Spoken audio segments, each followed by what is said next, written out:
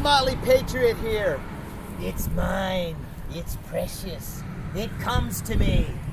Anyway, this is neat. I've done some other videos on this, and this is about tobacco, early coming up rivers and Hogshead, and all roads lead to Unionville, to the Fall Line, to deep-water ports in Fredericksburg. Of course, in Richmond as well, but this is important and this is very interesting. Come close and I'll tell you about it. James River Bateau. Near here lived Anthony and Benjamin Rucker, think Ruckersville, inventors of the James River Bateau, which superseded the double dugout canoe and rolling road for transporting tobacco hogsheads.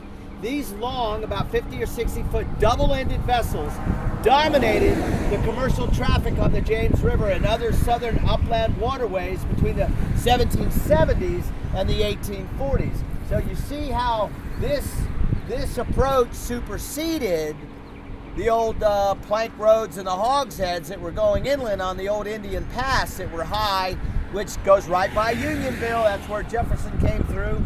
Anyway, these long, about 50 or 60 foot double-ended vessels dominated the commercial traffic on the James River and other southern upland waterways between the 1770s and the 1840s.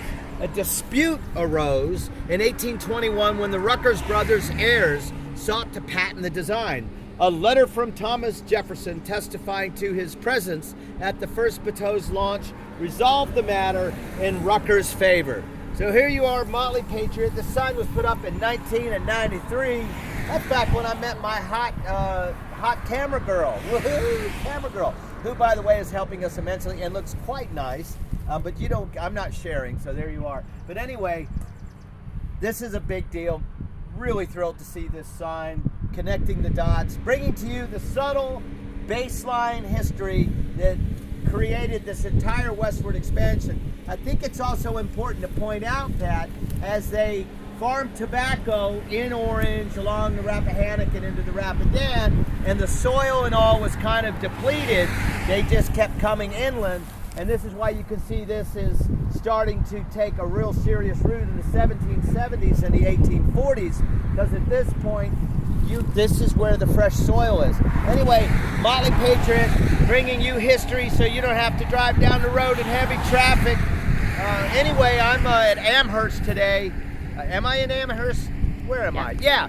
And we're going to the Monacan powwow, and the Monacans are a Siouan language tribe, and we're kind of closely culturally related to the Metahoics of Orange County. Lounging beaver, by the way, that's my totem, is beaver.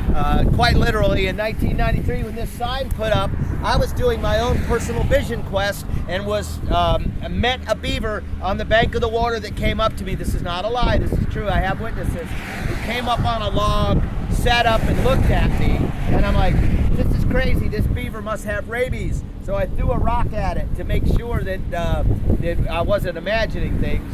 And the rock landed beside it, and it just kind of rolled over into the water and then came back up and looked at me again. And it was then, after my vision quest, I knew my tribal name for the red-headed white Manahoic sympathizer was Lounging Beaver. So Lounging Beaver bringing you cool news. We'll see you at the Monacan powwow.